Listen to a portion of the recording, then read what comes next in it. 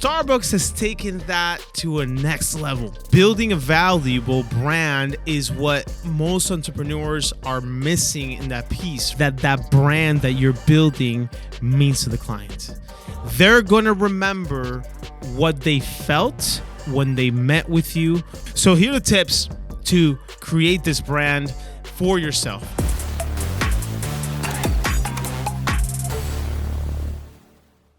Welcome to the 200% Life Podcast. What a great time we're having. Hopefully you've been catching up with some of the old episodes. It's the middle of summer. Amazing time. But let's get right into it. Today's topic is branding. Hey, give me a little more like auto-tune, like the rapper's auto-tune. Here we go. Branding. Let's go. So let's go into Starbucks. Let's go. Let's hear that. Starbucks vibe. Here we go. And here we go. Hello, how you doing? What would you like? I'd like a coffee, please. Great. Which type of coffee? Cafe Americano sounds great. Sounds pretty interesting. Okay. What size, please? Is small? We don't have that size. Okay, so what size do you have? We have tall, grande, and venti. So is tall as small? Because tall sounds like tall and big. It's a small. I guess you could say that. Okay, I'll get a tall. Perfect. Okay, now let's talk about your customizations. What do you mean customizations? Let's go one by one. Here we go. Would you like any flavors to it? What do you mean? What do you mean flavors? Syrups? Okay, what are the options? Here we go. We got brown sugar syrup, caramel syrup, cinnamon dosha syrup, hazelnut syrup, peppermint syrup, raspberry syrup, toasted vanilla syrup, toffee nut syrup, vanilla syrup, sugar-free syrup. None. Okay, how about some sauces? Sauces. Yes, we have mocha sauce or white chocolate mocha sauce. That mocha sauce sounds great. Okay, perfect. Great. How about some seasonal sauces? What do you mean seasonal sauces? We have a dark caramel sauce. No, I'm okay with that. Okay, well, let's go into your next add-on. What do you mean my next add-on? My next add-on is toppings. Okay, toppings. Sure, what are the options? Toppings, we have cinnamon dosha sprinkles, caramel drizzle, mocha drizzles, chocolate cream cold foam, salted caramel cream cold foam, vanilla sweet cream cold foam, cinnamon powder, whipped cream. A little whipped cream is fine. Okay, perfect. Let's add that to it. Okay, perfect. Here we go. Now let's talk about your sugars. What do you mean sugars? We have a range of sugars for you, which we call sweeteners. Okay, we can do sugar in the raw, Splenda, cane sugar, or honey blend. Give me some Splenda, I guess. I'm trying to watch my figure. Okay, great. Excellent. So now let's talk about your espresso shot options. Espresso shot options? Like adding more coffee to my coffee? Yeah, like an extra boost. Coffee has caffeine already, yes? It does have caffeine, but you can add some extra caffeine. It's great for you. Okay, what are the options? Well, the shots, you can do an espresso shot, a decaf shot of espresso, 1/3 decaf espresso, 1/2 decaf espresso, or 2/3 decaf espresso. I'll just go without a shot. Okay, great. Actually, you know what? I changed my mind. Give me that blonde espresso shot. Okay, let's go. Perfect. And then to add a little bit more, we want to know if you would like a non-recyclable straw or a friendly-free straw. I'll take just a regular straw. Okay, perfect. Anything else you like? The pound cake. What's a pound cake? Sounds really good. Pound cake coming right up. Would you like it cold or warm? Warm is fine. Okay, great. Anything else? I think that is it. Excellent. Well, your grand total is $12.43. What? And guys, that is branding. Branding. So how can you take a company like Starbucks, and let's break this down for a second, for a simple thing as a cup of coffee. Cup of coffee runs the world. There's people that will live and kill somebody if they don't have their cup of coffee, right? They are there because that is what they have. But Starbucks has taken that to a next level. They have taken that to a level where somebody's spending almost $10 on a cup of coffee. And not only are they spending it, they're spending it on a consistent, repeated basis. I know people that go there at least 5 to 6 times a week because that's what they need to get up and get their morning running, right? That cup of coffee, that Starbucks coffee. But it's not only about the coffee. Okay, let's talk about Starbucks just 1 second. How did it grow to an $84 billion company with more than 33,000 locations worldwide? Just it's not the United States, it's worldwide. I've been to Italy, I've been to Spain, and I see them all over the place, okay? All right? Over 350,000 employees in all these locations, which make it the world's largest coffee chain, which is a coffee shop, right? So what is it about branding that keeps people coming to Starbucks and basically spending whatever they are saying to spend on a cup of coffee?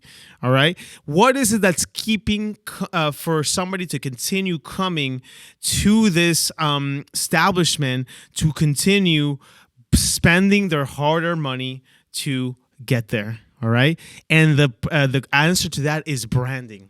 Branding is basically what's going to get the client through the door because they want what's inside. They want to experience what is happening when they actually are experiencing this brand. It's an experience like none other.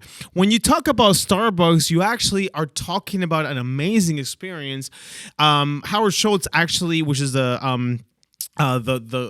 gentleman who took this brand because it was an older brand that was just selling coffee. They weren't actually brewing coffee. They were just selling coffee beans and coffee products, but they were actually brewing it. When he went to Italy and he saw what a coffee shop concept looked like, he says, I gotta bring it to the United States because nobody has that.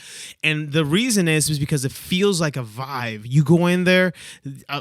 Let's talk about the actual aroma of coming into a Starbucks. You're in the zone. You come in and it smells like coffee, the coffee bean, all the sounds as well of the coffee, the machineries and the espresso machines, everybody name it, it's there. And you're actually in the vibe. And now you have this amazing space where you can actually enjoy your $9 cup of coffee in the vibe of it. And sometimes you don't even enjoy there, but you're enjoying it somewhere else, but you're taking stuff with you, which is that cup. Who loves that white cup with a mermaid, a green mermaid on it? I mean, we love it, right? Because why? Branding not only comes from that experience, is also something that sometimes you can actually take with you that gives you some sort of status, right? So branding most of the time is intangible. The definition is an intangible feeling of what a consumer will take with them, and that's branding. Okay? It's a feeling. Sometimes people think that it's an actual object, but no, branding is a feeling. What is that product or service, and how does it make you feel? What does it do for you on a personal level, and what is what you're gonna take from it, right? When you take that Starbucks cup outside of that store, which by the way, beautiful stores, right? Beautiful coffee shops. You have not only a coffee product, you have auxiliary products, which you have we talked about a lemon pound cake, you have your cinnamon buns, all that stuff. They started implementing a little breakfast in there, some croissants. You have some some egg white little cups. I mean, all sorts of stuff. You got waters, you got juices. You have all sorts of different types of food products that you can now enjoy. You have some carrots and celery. You have some peanuts now, all sorts of stuff. And then now, aside from that, on the other side of the wall, you have now merchandise, right? Merchandise that replaces your boring mug with a Starbucks mug now, right? Or a Starbucks cup, the paper cup now into plastic. All these things that they have built because of a brand, right? A brand of what they created. And then when you leave that store or that coffee shop, now you're taking that and you're proudly, walking down the street or coming into your office with a Starbucks coffee cup. And that is branding, guys. Everybody knows that a mile away. I mean, you don't get to 84 billion in annual sales and 33,000 Starbucks locations worldwide. It's a brand. When you think coffee, what do you think? Starbucks. I mean, it's a given. You think of Starbucks. You're not thinking, and this is where I go with the experience, right? So brand is what a product or service makes you feel. Okay. And an experience, so what a consumer feels. And an experience is what a client will feel, or a client prospect, or however you want to call it, will feel after they walk away from a transaction or walk away from your establishment of business, how they feel after. Okay. Because I'll tell you, some of these brands we're going to mention here in 1 second, once you leave with that bag or leave with that service, whatever it is, you take it with you and it made you feel something. And that is a brand. That is branding. Okay. So let's talk about now, what does that pertain to you? Because maybe you have these statistics, right? Building a valuable brand is what most entrepreneurs are missing in that piece, right? Because, for example, we're in real estate. Everybody knows a real estate agent, a real estate broker, right? Your lawn guy, for God's sakes, is a realtor too. Your pool guy, the nightclub DJ also got the real estate license. God bless them. But because in a sea of real estate agents, we decided to differentiate ourselves with many different things and build a brand, which I'm going to talk about in just 1 second. But we're going to talk about, what it's going to mean to you when you get into that branding side of things to make yourself somebody different. Okay. So here are the tips to create this brand for yourself. Okay. So number 1, find your niche. Find your niche on what you want to do. What industry are you in?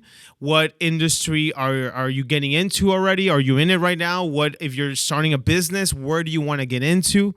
And then find that niche. So find that product, find that service that you need. That's number 1. Okay. But the number 2 is then now find your brand identity. Who do you want the consumer or that person who will buy your products? Who do you want them to see? What brand identity do you want? And for us, a brand identity, we define it as technically, who are we in the marketplace? Okay. And how you know and how you differentiate yourself is going to take, is it image? Is it a specific product that nobody has? Okay.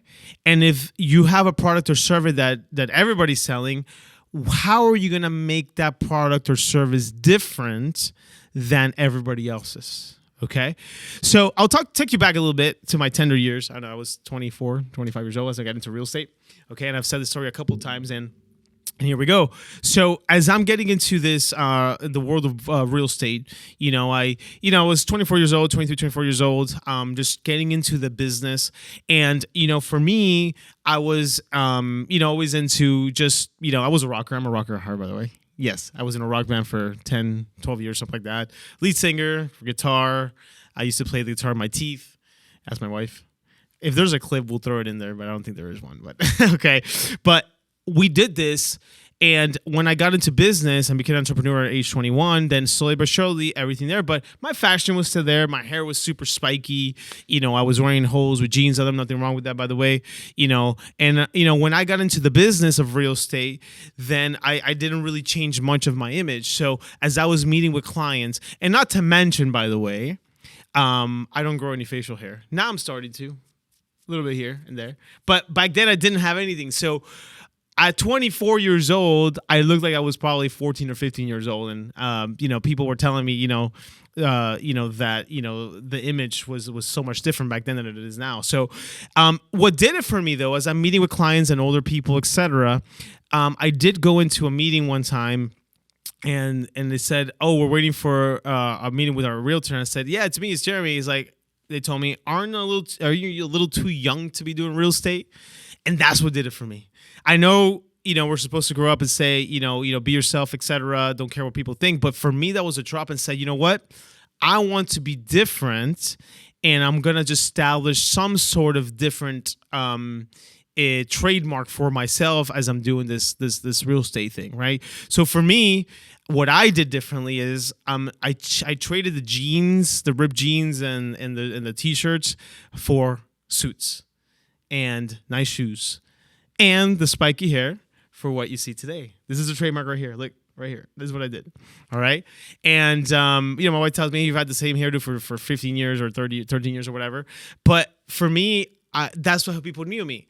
After I started implementing these things, they knew me as, oh yeah, Jeremy, that's the guy with the suits that always wears suits and he has that cool hair. And that's how people knew me. And from there, it just kind of built and built and built and built to, yes, I provide great real estate service for you, but I also am very professional and look good and great at it. And hey, listen, we can talk about my hair and my suits all day if you like to. But everything that I did to change the image and how I was presenting myself, and forget about it when we got into social media, crazy. So videos out there of me and the hair and the suits and everything. And it just kind of built on. So here in Central Florida, when they talk about, G-World Properties, they talk about Jeremy, they know who I am because that's the image that I portray myself as. And to this day, this is where I'm at. Very few times you'll see me without a suit. And actually, in these podcasts was probably some of the times I've been more casual than usual, but I'm always in a suit. I'm always with the pocket square. I'm always in, dress. It doesn't matter if I don't have one appointment that day. I am still dressed to the tees. And that was the trademark and the brand that I wanted, because when I wanted people to see me online, that's what I wanted to for them to feel is, yes, a younger guy that is very well presented and is down to earth and is ready for business. And everybody knows that, yes, I am fairly good at what I do in real estate because I've been doing it for a very, very long time. And that's what kind of bring me. So they got the whole package. Someone who knows, negotiates, can close a deal, and looks good and represents. And I remember. That is the main thing, that the client remembers that experience, okay? Whenever they come to my office, whenever I meet with them in their homes or in a place of business, this experience is what you have. So my next tip to you is experience. Build a client experience like no other. How are you doing, or what are you doing differently that's bringing that client experience? I mean, are you, providing them with some sort of, crazy follow-up system that, for us, as soon as we meet a client, there's a crazy follow-up system where drip campaigns, text messaging, emails, little gifts here and there. What is that client experience? When they come to our office, we have an amazing coffee machine that makes 12 types of coffee. Talking about coffee, right? Drinks, whatever they want that's here, we want them to feel at home. We want them to feel like they're family. We want them to feel like, this is a relationship, okay? So when building a brand also, aside from finding your niche, finding your trademark, creating a client experience is actually creating long-time relationships with your clients. And what does that mean? I'm not talking about you have to be best friends with them and hang out with them every night, but I'm saying is make it feel like a genuine relationship that brand that you're building means to the client. They're going to remember what they felt when they met with you, when they met with any of your employees, any of your team members. What did they feel in that moment? Okay? The building a system that's going to build that brand for you, for them to feel like family is really, it's insane. Okay? It produces for you that repeat business that you need. When we go back to like a company like Starbucks, everybody feels like they're part of a Starbucks family, I think. You walk in, oh, you like Starbucks? Do you like Starbucks? Yeah, I love it, because people know what it is, right? And they've done a very good job not only to build that sort of product that everybody pertains to or can relate to, which is coffee. Coffee is, it's another drug, I think. I really think there's something in there, okay? But they built something that people already were consuming and just took it to the next level, to an experience like no other. That's what I'm saying. Like, experience is everything. It's something that's going to give that client or that buyer a different sense of what they wanted to, okay? Can you go down the street and go, let's talk about, no offense to 7-Eleven. 7-Eleven is a powerful brand too. But can you get a cup of coffee at 7-Eleven and probably pay, I don't know, what is it, 99 cents over there? 99 cents, 89 cents? I don't know what it is. You can, but are you going to get that experience that a client or a coffee drinker is going to get in a Starbucks? No, you're not, right? That's a simple answer. Do you get an experience when you go to a Ritz-Carlton versus a, let's even say a Holiday Inn? Okay, totally different. Nothing wrong with the Holiday Inn, of course, but when you go to Ritz-Carlton, it's an experience. Okay, from the people that are serving you, to the room, to the atmosphere, to the types of conversations you're going to have with different people, completely different. Okay? So, brand, that is what we're building. Brand, brand, brand, brand. So, when you go back to what you're offering in this marketplace, now you have to think, what am I doing to create an experience for my clients? What am I doing to create an experience for whoever's watching me? Sometimes a brand, or most of the times, a brand is intangible. Doesn't have something you're going to take. We talk about branding yourself in social media.